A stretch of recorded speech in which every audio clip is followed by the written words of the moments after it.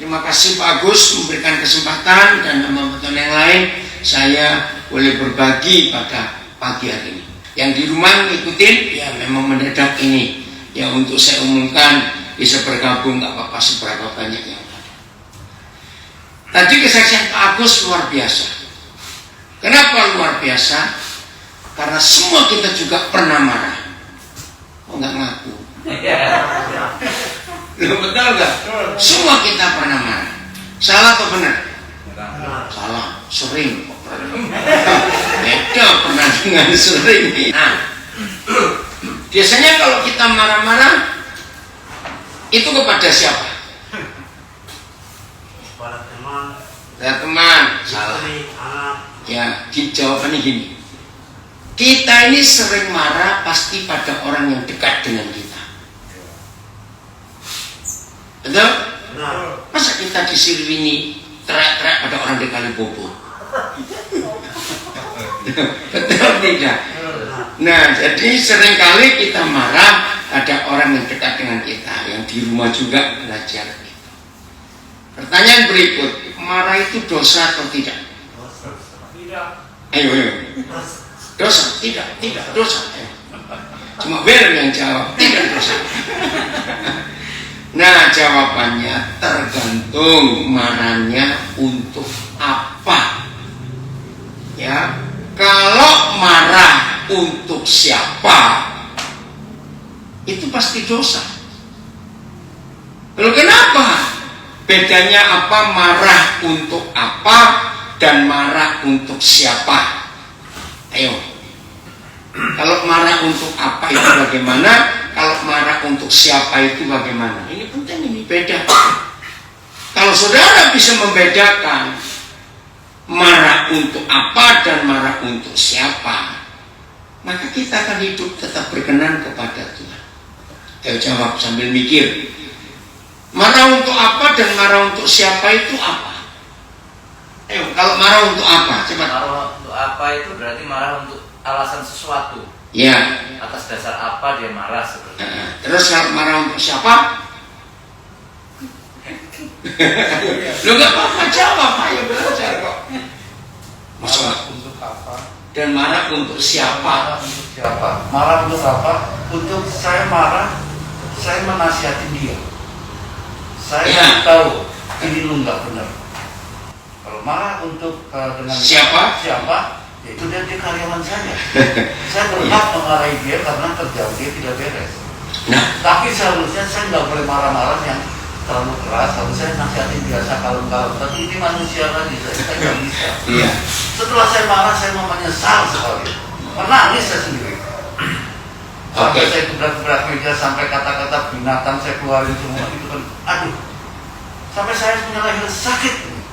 Sampai sekarang rugi itu. Rugi. Nah, saudara, saya tadi katakan marah untuk apa belum tentu dosa.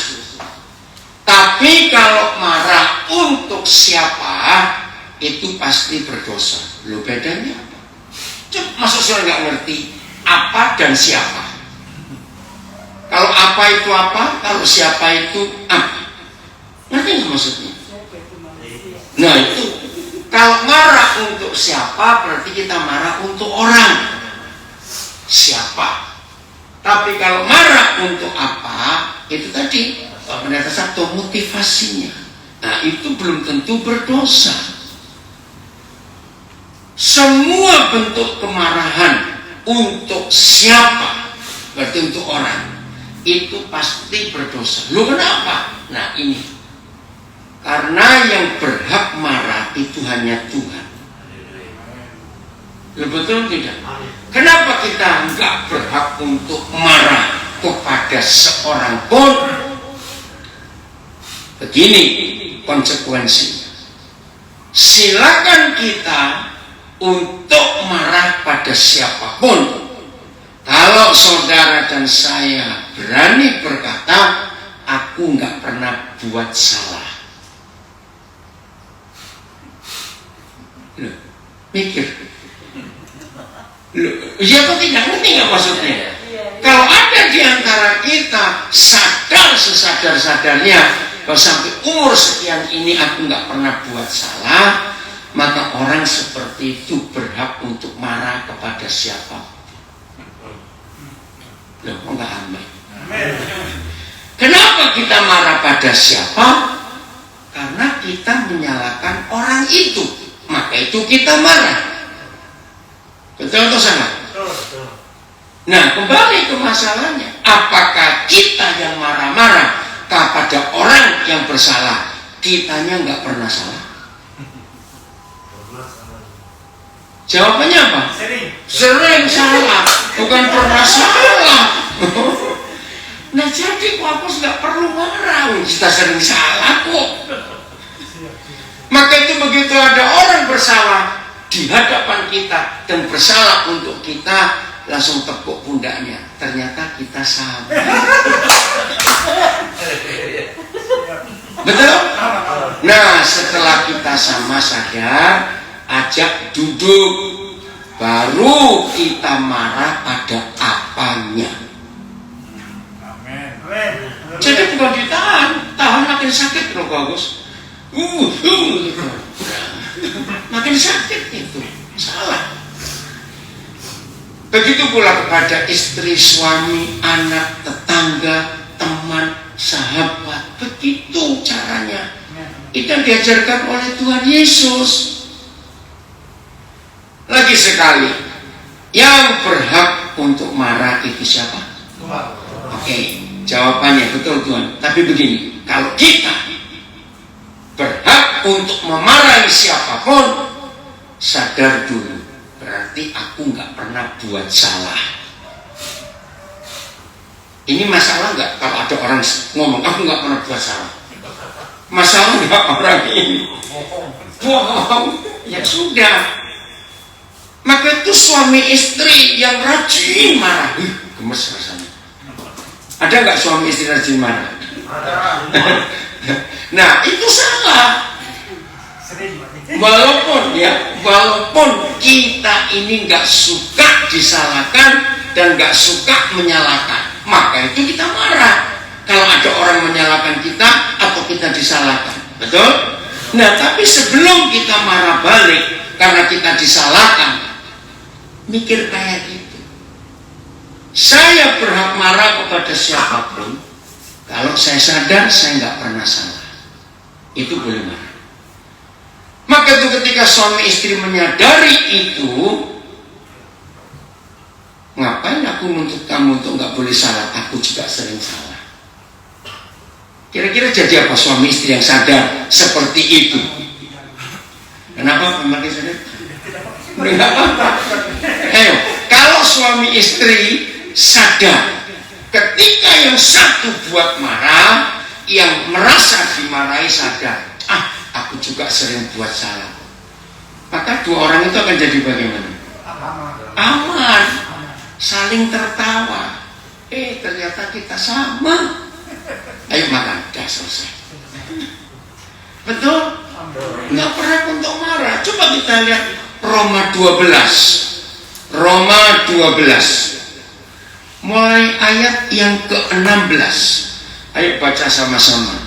Jadi yang hobinya marah-marah, ayo bertobat. Kita juga sering salah kok. Ngapain marahin orang?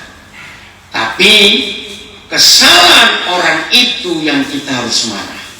Karena mendidik. Karena menunjukkan yang benar.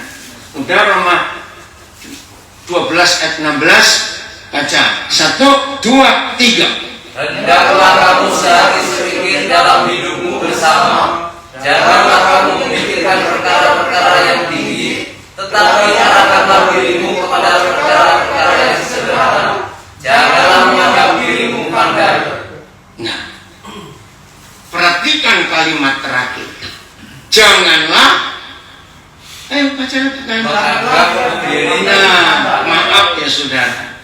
100% orang yang marah kepada siapapun karena dia menganggap aku ini benar, aku ini pintar, aku ini mampu. Jujur, ya atau tidak? Maka itu ketika kita lihat orang salah, orang marah, kita merasa sombong. Kenapa kamu gak kayak aku? Nah, itu kesombongan. Jangan menganggap diri kita pandai. Tapi apa? Ada. Coba ulangi lagi. Ada apa? Mengarahkan kepada perkara-perkara yang Nah, yang sederhana. Apa yang terjadi pada seorang istri yang dituntut suaminya untuk sempurna? Baik, Apa? untuk baik. Bukan. Capek yang jadi istri. Karena mengerjakan apa saja salah di mata suaminya. Begitu pula istri yang menuntut suaminya untuk tidak boleh salah. Padahal firman ini pikirkanlah yang sederhana. Yang berikut, orang marah kepada siapa itu biasanya karena 3 hal. 1, memang orang ini sudah suka. Bisa nggak itu terjadi? Kalau kita nggak suka seseorang, tolong perhatikan. Ya, kalau kita tidak suka pada seseorang, jawab pertanyaan ini. Orang itu buat bener pun di mata kita, nah itu dia. Ini jahat, saudara. Karena kita sudah beri stempel dasar kamu, nah itu jahat. Kira-kira terjadi apa dalam hidup kita kalau Tuhan memberi stempel kita seperti itu? Ayo, jadi apa hidup ini? Nomor 2, orang itu marah pada siapa? Karena keinginannya, tuntutannya tidak terpenuhi. Kembali lagi, ini kesombongan. Kalau kita selalu melihat yang sederhana dalam hidup siapa saja, akankah kita marah pada siapa saja? Tidak, karena kita nggak punya tuntutan yang tinggi pada orang itu. Nomor 3, kenapa kita sering marah? Karena kita nggak mau dirugikan. Bayangkan kalau suami istri hidupnya seperti pedagang, seperti pengusaha, ngerti nggak? Jadi apa itu rumah tangga? Nggak, ribut terus, karena nggak ada untungnya. Wih, itu kejahatan. Jadi misalnya ada orang salah dan harus rugi, nggak apa-apa. Ayo kita pikul bareng-bareng. Maaf, saya punya kesaksian di Nabire juga banyak contoh. Ya, di Siliwini Kodim kan pesat ada tanah, namanya Panaan. Saudara, ternyata saya beli tanah yang salah. Itu milik janda. Nah, yang jual itu teman almarhum suami janda ini yang sama-sama tentara. Ternyata sebelum suaminya ini meninggal, temannya ini nggak tahu bagaimana membuat penipuan surat. Maka itu kami juga heran, kenapa dia jual tanah semurah ini? Katanya saya mau pensiun, saya mau pindah. Ya udah. Setelah semua beres, baru tahu. Ya, ternyata ini tanah janda yang ditipu lagi. Nah, saya pegang prinsip firman dalam kitab Ulangan, dalam kitab Amsal, tidak boleh mengambil hak janda dan anak yatim. Itu perintah. Lalu kami ketemu dengan janda almarhum yang punya tanah itu. Cerita, saya bilang, ini mama ini luar biasa. Kami mau kembalikan. Karena kami nggak merasa, lah saya nggak takut rugi. Walaupun sudah kami bayar. Tapi ini bukan hak kami. Walaupun saya bisa berkata, ini kan untuk pelayanan, enggak, ini hak janda. Nah, mama janda ini luar biasa hatinya. Kalimat ini buat saya kata, mungkin Pak Pendeta, antara suami saya dengan temannya itu ada perjanjian apa yang kami nggak tahu. Loh, tapi mama tahu nggak ini ada penipuan? Ya, kalau lihat begini sih jelas suami saya ditipu begitu. Tapi sudah, Jadi kami kembalikan nggak mau. Padahal anaknya cukup banyak. Nah, saya minta Tuhan saya harus buat kompensasi. Karena mama ini nggak mau. Terus saya tanya, dari anak-anak siapa yang perlu biaya kuliah atau sekolah? Dan itu kami biaya. Salah satu dari anak mama janda ini bisa mengikuti jejak papanya yang tentara. Sekarang sudah dinas di Maluku, di Ambon. Bangga sekali. Nah itu caranya. Jadi jangan takut rugi. Untuk apa marah? Nah contoh kedua, ini terjadi di Biak. Suatu hari saya beli tanah, rumah dan tanah di Jalan Dolok ya di Biak. Nah pemiliknya kenal, hamba Tuhan juga tapi nggak full time, kerja di perusahaan kayu Wapoga. Suatu hari bilang, Koden dengan saya Koden, kami lagi perlu uang mau jual rumah ini. Oke, saya beli 60 juta sampai sekarang masih dipakai untuk darat pesat yang saya. Nah cuma salah saya nggak balik nama, tapi akta jual beli sudah tanda lunas. Berapa waktu kemudian, saya lupa 6 atau 7 tahun setelah itu, tiba-tiba notaris telepon saya karena kenal. Padahal itu kan setahu saya nggak jual rumah itu. Loh, enggak. Ini datang menghadap saya, sebut namanya yang punya rumah pertama dengan pembeli. Pembelinya pun saya kenal, karena pembelinya ini pernah khotbah di rumah itu. Pimpinan bank lagi. Loh, kapan saya jual? Jadi saya bicara dengan pembeli kedua ini. Katanya pemiliknya, Pak Daniel nggak jadi beli tanah rumah itu. Terus ya saya beli karena nggak jadi beli. 90 juta. Wah, ini notarisnya bilang ini pidana berat karena dia jual rumah orang. Walaupun belum ada balik nama, tapi akta jual beli sudah ada. Saudara, Biak gempar waktu itu. Saya tidak mau memperkarakan. Nah, saya akhirnya bilang, sekarang ibu jelas ya, yang beli ini perempuan. Ibu kan pernah khotbah di tempat itu. Kan ibu tahu itu rumah saya yang saya sudah beli. Iya, saya tahu. Tapi saya diberitahu bahwa ini padahal nggak jadi beli. Dia ngotot, ya udah saya nggak mau ribut. Maka itu notarisnya sampai geleng-geleng. Saudara tahu? Saya beli lagi rumah saya sendiri 90 juta. Jadi yang kalah siapa? Setan. Sakit hati pada saya. Sakit hati. Mungkin. Ya tunggu ya, jangan dulu. Ayo sekali-sekali kita buat setan sakit hati. Gantian dong. Enak kamu. Kamu buat aku sakit hati. Saudara dengar. Saya bisa memperkarakan dan saya bisa menang. Tapi apa gunanya? Karena 1 Korintus 6, orang benar tidak boleh berurusan dengan orang yang tidak benar. Berarti rumah itu harganya berapa? 150 juta. Dan saya nggak merasa rugi. Nggak merasa rugi sama sekali. Nah itu. Maka itu kalau saudara nggak pernah takut dirugikan, setan yang kalah. Ya. Cobalah sekali-sekali senang lihat setan tuh itu pada kita. Terus kita ngerasain lu gitu. Masa dia terus nyakitin kita kok kita setuju? Banyak. Coba baca dulu sebelum kita lanjutkan ayat 17-nya Roma 12. 1 Korintus 6 ayat 7. 1 Korintus 6 ayat 7. Ayo baca dengan suara keras.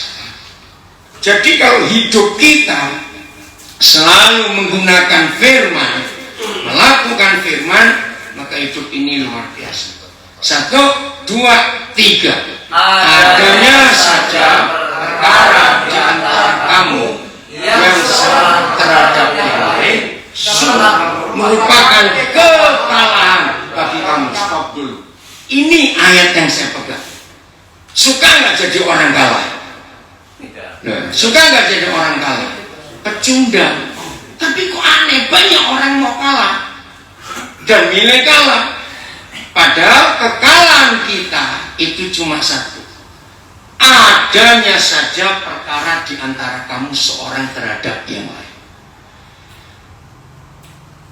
Coba saudara lihat, yang sudah kenal saya lama di Nabire ini, hampir saya tidak pernah punya perkara kepada siapapun. Walaupun beberapa saudara tahu bagaimana ada orang-orang cari perkara dengan saya nggak mau. Karena saya tidak mau kalah. Amin. Berarti orang-orang yang suka marah-marah kepada seseorang kalah atau tidak? Nah itu, masa kalah terus-terusan? Ngerti? Nah bagaimana kita tidak kalah? Lihat, hanya ada 2 resep. Kalau 2 itu banyak atau sedikit? Dikit, cuma 2 kok. Coba kalau masak, bumbunya ada 10 macam, repot sekali. Ini cuma 2. 1, baca, mengapakah? Kalimat berikut. Mengapakah kamu tidak lebih suka menderita keadilan? Nomor 2. Mengapakah kamu tidak lebih suka dirugikan? Nah, sekarang saya tanya, kalau saudara dan saya hidup menggenapi hukum surga ini, ketika orang merugikan kita dan kita tidak menuntut balas, yang paling rugi itu setan, bukan kita. Catat. Loh, betul nggak? Yang paling rugi itu setan. Maka itu ketika kita diperlakukan, dirugikan, senyum saja, ngeledek setan. Tahu nggak? Amin. Jadi kita karena hak keadilan hanya dari Tuhan. Kedua, kenapa? Mengapa kamu? Nah, orang yang sadar sesadar-sadarnya bahwa semua kita ini mantan orang miskin, betul atau salah? Dari mana kita tahu? Nah, lahir telanjang. Maka kalau lahir telanjang, bukan cuma miskin, sangat miskin. Orang yang selalu merasa dirugikan karena dia terlalu sadar dia itu punya banyak. Orang yang sadar miskin sejak lahir, nggak ada kata dirugikan. Memang aku miskin, dirugikan apanya? Lo betul tidak? Maka itu selama saya hidup, saya mau ditipu orang, barang saya dicuri, ini saya tidak pernah merasa selama hidup punya. Saya tidak pernah menyadari bahwa saya pernah kehilangan, pernah kecurian. Saya nggak pernah. Saya nggak pernah sadar bahwa saya pernah dirugikan. Karena saya sadar dari saya lahir saya itu nggak punya apa-apa. Kalau sekarang bisa seperti ini, semuanya milik Tuhan. Maaf, orang Nabire tahu ada berapa puluh sertifikat rumah saya beli tanah. Maaf, walaupun ada yayasan, tapi semua orang tahu saya cari uang itu untuk beli. Nah, saudara lihat, nggak ada satupun di Nabire sekian puluh sertifikat yang saya beli, nggak ada satupun yang nama saya, nggak ada satu. Karena saya pakai ayat ini, semuanya kan dari Tuhan. Jadi kalau ada orang nipu saya, yang ditipu, ya sudah. Saya nggak pernah merasa kehilangan, merasa dirugikan. Nah, kira-kira kalau firman ini kita hidupi, setan bagaimana? Marah, sakit hati, kecewa, sakit perut, mencret-mencret, sakit kepala, semuanya. Ya enggak, karena kita nggak pernah ngeladenin mereka. Roma 12 ayat 17. Lanjut. Sampai 21 yang agak panjang. Jadi marah-marah itu rugi. Apalagi sampai sakit itu bagus. Ya. Roma 12 ayat 17. 1, 2, 3. Janganlah membalas kejahatan dengan kejahatan. Lakukanlah apa yang baik bagi semua orang. Nah, keren gak firman ini? Lakukanlah yang baik untuk siapa? Semua orang. ada orang yang begitu sayang anjingnya, begitu perhatian pada anjingnya, tapi pada tetangga nggak perhatian. Loh, ngerti nggak ilustrasi ini? Kurang ajar betul kamu. Anjing aja kamu perhatikan kayak gitu. Saudaramu di sebelah rumahmu kelaparan, kamu nggak pernah mikir. Nah, inilah firman. Jangan balas kejahatan dengan kejahatan. Jangan. Maka itu saudara dan saya tidak akan pernah marah-marah pada siapapun kalau orang itu merugikan kita. Enggak akan. Karena yang dirugikan bukan kita, Tuhan. Itu milik Tuhan, bukan milik saya cuma pengelola. Ayat 18. 1, 2, 3. Sedapat dapatnya kalau hal itu bergantung padamu, hiduplah dalam perdamaian dengan semua orang. Wih, ini firman luar biasa. Sedapat-dapatnya. Roma 12 ayat 18. Sedapat-dapatnya. Kalau hal itu bergantung pada siapa? Bukan pada tetanggamu, bukan kepada anakmu, istrimu, suamimu, karyawanmu, bukan. Tergantung pada kita sendiri. Suruh apa? Ayo, suruh apa? Hiduplah dalam perdamaian dengan berapa orang? Semua orang. Semua orang itu berapa? Bukan banyak, salah. Ya pokoknya orang. Betul nggak? Bukan banyak, salah. Pokoknya orang berdamai. Ini kemarin dalam perjalanan baptisan, ya, kami ke Pantai Naomi. Ada satu keluarga yang jemput saya. Itu anak saya. Tiba-tiba anak nomor 2 masih umur kira-kira 6 tahun, belum 7 karena masih TK. Tiba-tiba anak ini tanya, Opa nggak pernah sakit ya? Loh, ya semua orang di mobil itu ya. Maksudmu? Sampai mamanya pun, loh, kenapa kamu mikir begitu? Ternyata anak ini hampir tiap hari ngikutin saya khotbah di Facebook, di Instagram, di Zoom. Ada terus. Loh, jadi ya itu dia mikir, Opa nggak pernah sakit ya? Karena hampir tiap hari saya ngajar.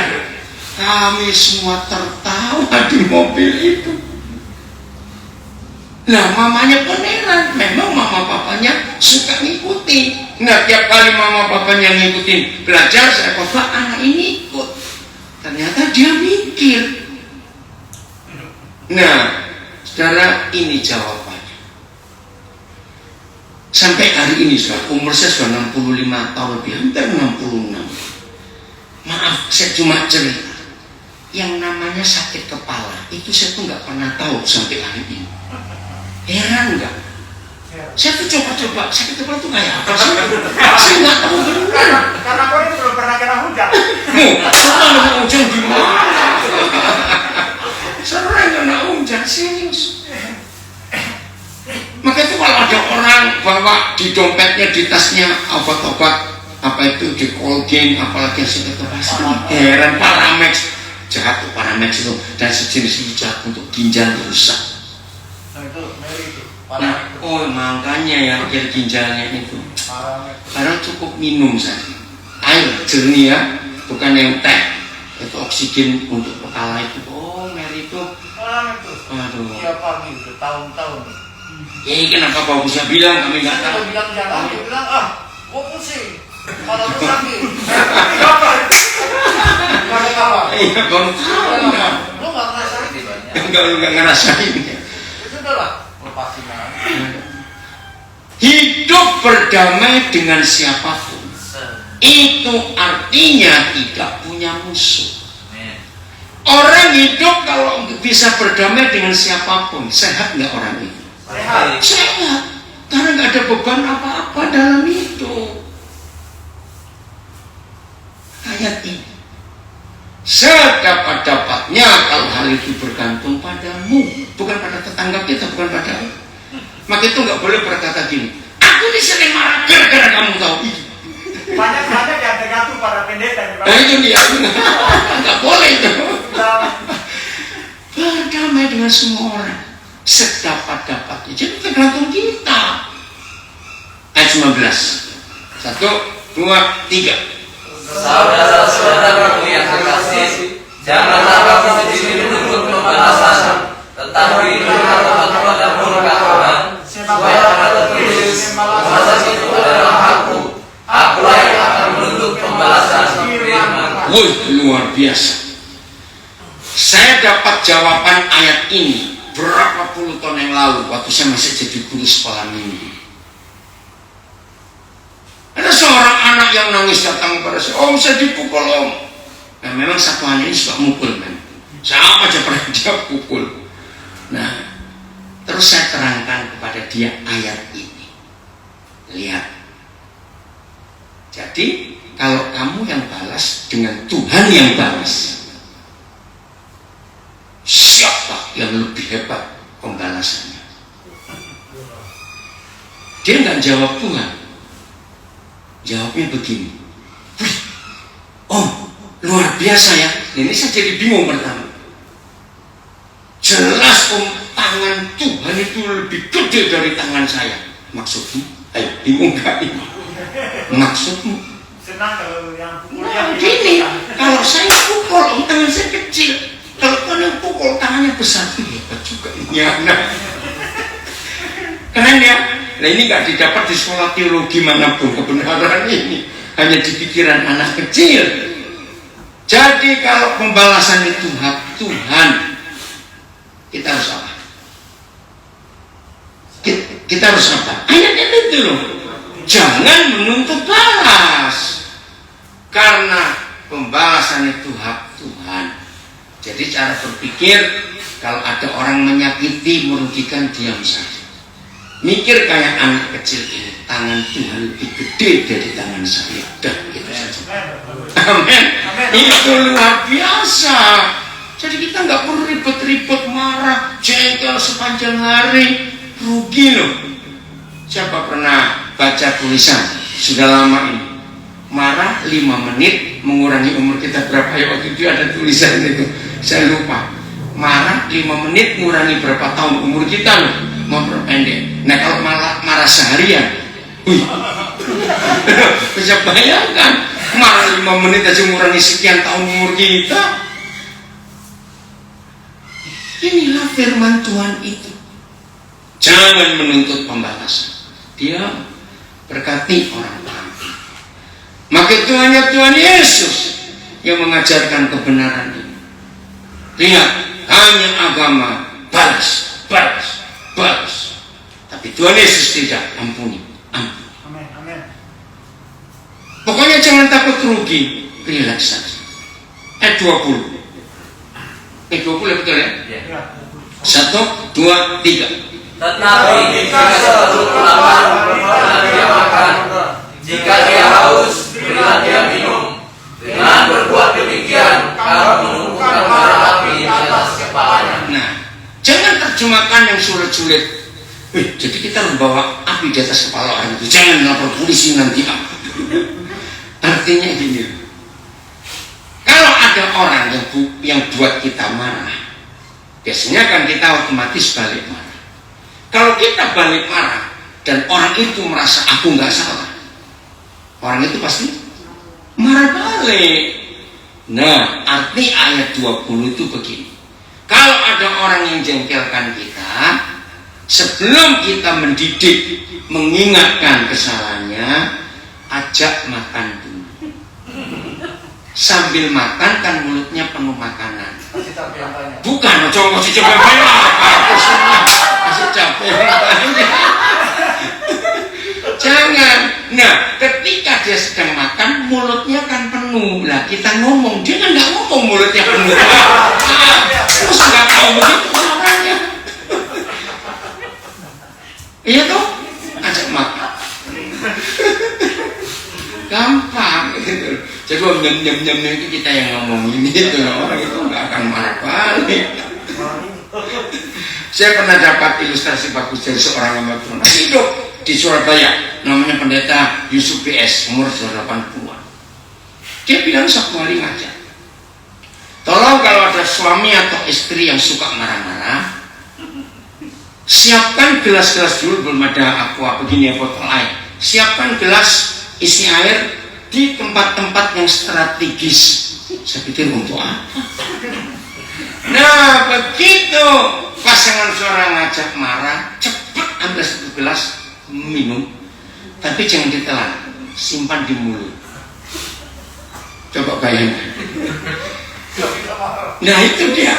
Ketika satu marah-marah, oh seru juga rasa itu.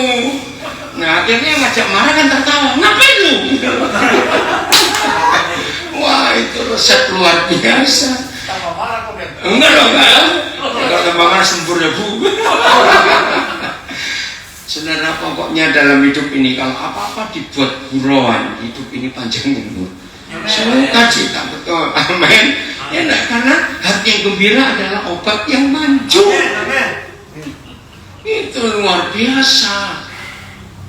Jadi berkati Almus ini Tuhan nggak bilang musuh, seteru. Beda musuh dengan seteru itu. Seteru itu lebih tinggi lagi tingkatannya. Maka itu kalau seteru kita lapar beli makan, kalau seteru kita harus beli minum. Artinya balas dengan kasih. Ayat 21. 1, 2, 3. Janganlah kamu malas terhadap kejahatan, tetapi kamu berjalan dengan kebaikan. Oh luar biasa. Ternyata marah dan balas itu kejahatan bagi Tuhan. Maka itu Tuhan tidak mau kita membalas kejahatan dengan kejahatan. Tapi orang berbuat jahat kita suruh buat baik. Itu hukum yang luar biasa yang dunia nantikan.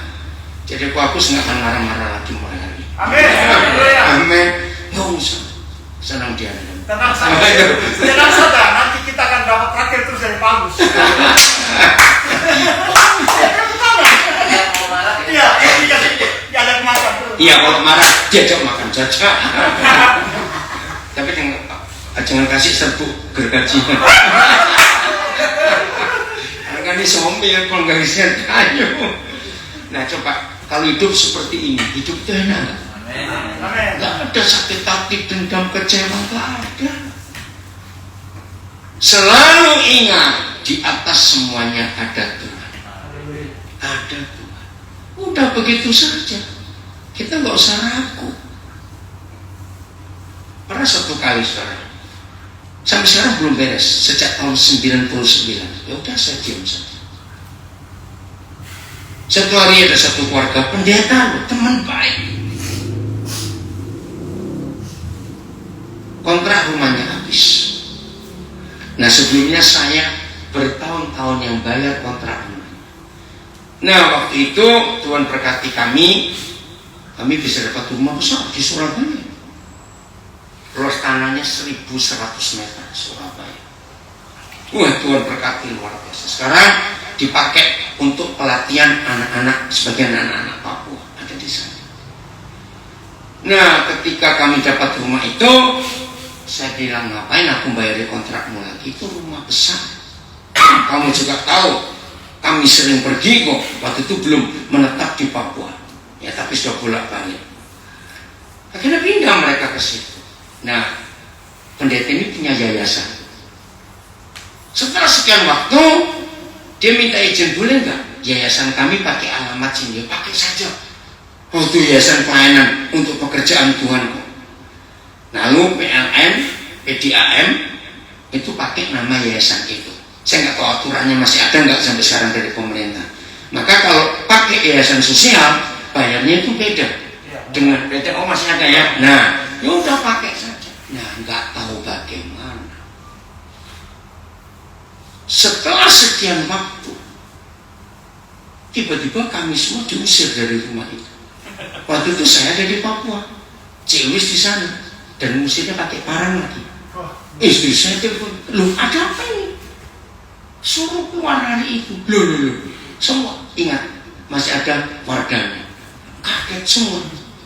Ternyata mereka sudah memperkarakan kami ke pengadilan untuk menuntut rumah itu atas nama yayasan itu. Loh, gimana ceritanya?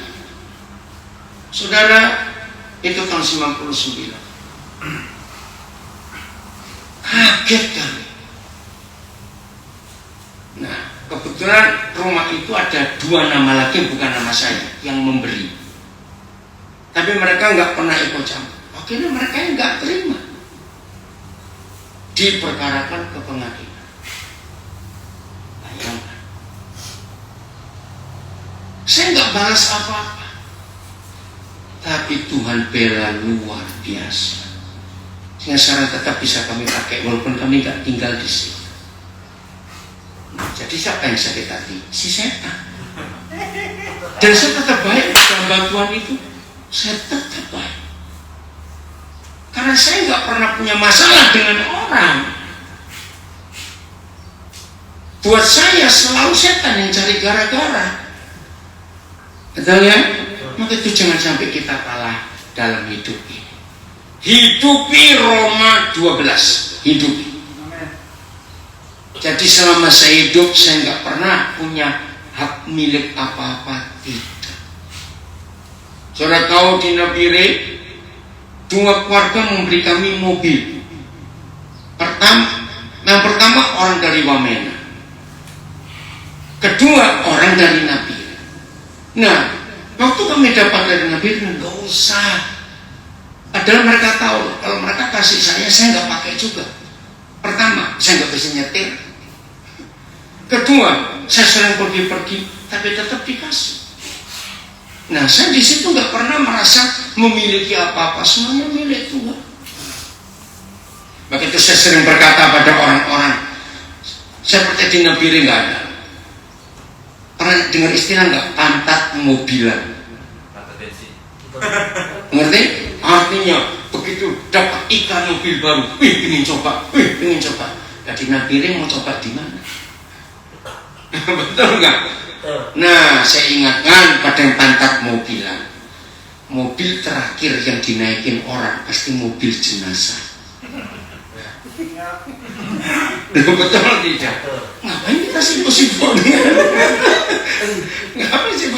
dengan mobil? Itu cara hidup. Jadi hati kita nggak lengket, nggak nempel ke apa-apa. Semuanya untuk Tuhan. Maka kalau hidup seperti ini, bahagia nggak? Oh, sangat bahagia, nggak punya musuh, nggak dendam, sangat sukacita. Hidup ini ringan, nggak ada beban-beban apa-apa. Kalau toh kita dapat beban pelayanan, Tuhan Yesus berkata, kuku enak, bebanku ringan. Percaya mulai hari ini kalau kita hidup dalam firman ini, kita nggak marah-marah.